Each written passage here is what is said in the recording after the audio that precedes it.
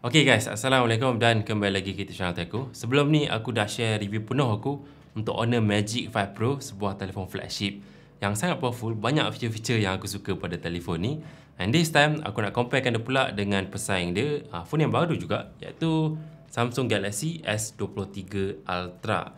So that kita boleh tengok jauh mana dah Honor ni sejak dia comeback hari tu. So untuk harga S23 Ultra ni paling murah 5699, tapi untuk RAM 12GB, storan 512GB, harga dia cecah 6199, 6000 lebih. Manakala untuk Honor Magic 5 Pro, masa sekarang aku rekod ni dia tak launch lagi, tapi aku jangka harga lebih murah lah berbanding Samsung, maybe 4000 lebih ke 5000 macam tu lah. So jom kita bandingkan, tengok mana satu yang lagi menarik. Let's go.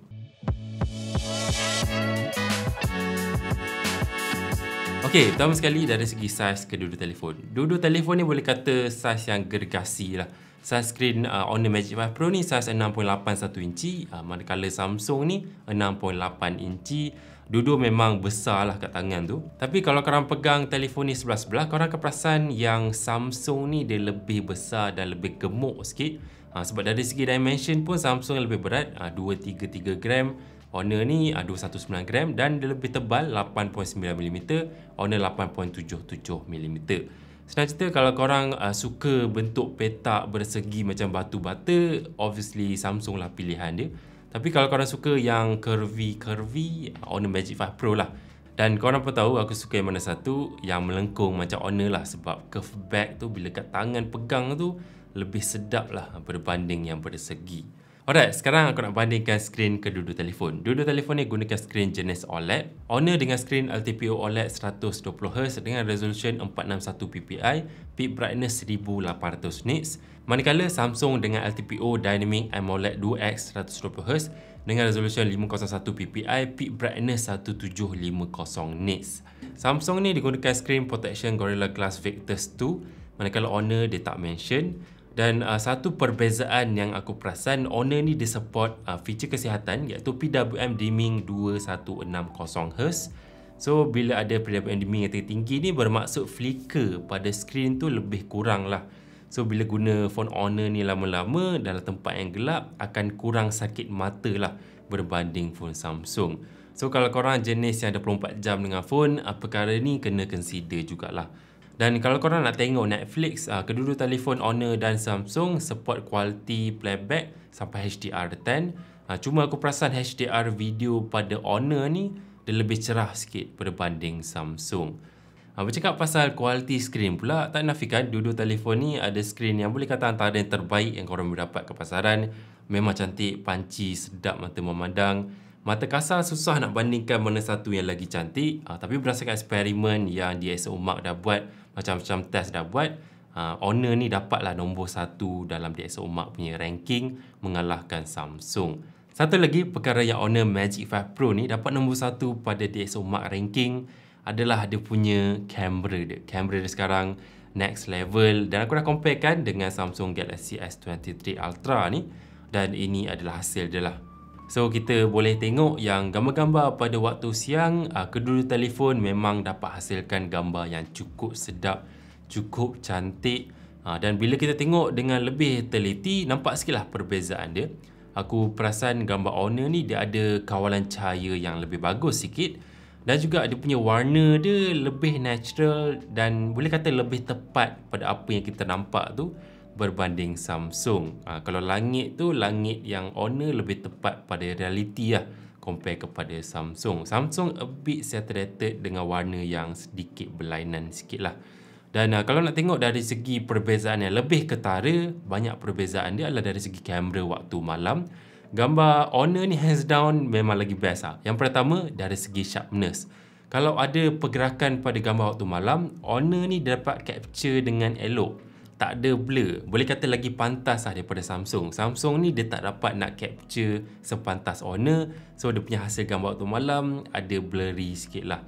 Dan yang kedua, kalau kita tengok pada signboard kedai tu, lampu tu nampak lebih elok, tak overexpose, dan warna pun nampak lebih real lah pada phone Honor berbanding Samsung. Samsung ni kadang-kadang lampu dia macam tak cantik sangat lah, kawalan cahaya lampu-lampu kecil dia sedikit overexpose lah. Dan bercakap pasal kamera telefoto, Samsung ada 3 kali ganda optical zoom, Honor dia 3.5 kali ganda, so dia zoom dekat sikit lah berbanding Samsung. Dan hasil-hasil memang kedua-dua yang cukup cantik, tapi aku sekali lagi ke arah Honor lah. Sebab 3.5 ni somehow dia punya depth dia nampak lagi nice lah. Dia punya objek dia nampak lebih menonjol sikit compare kepada 3 kali ganda Samsung ni. Dan ini pula 10 kali ganda punya comparison. Bagi aku dua-dua cukup cantik dan dua-dua details masih lagi terjaga dengan elok. Dan untuk gambar selfie pula aku perasan gambar Honor kali ni lebih cerah dan dia lebih soft sikit. Manakala Samsung dia lebih natural dengan kawalan cahaya yang sedikit lebih baik. Dan untuk video, Samsung boleh rekod sampai 8K 30 frames per second, Honor sampai 4K 60. Dan ini aku bandingkanlah video 4K 60 kedua-dua telefon.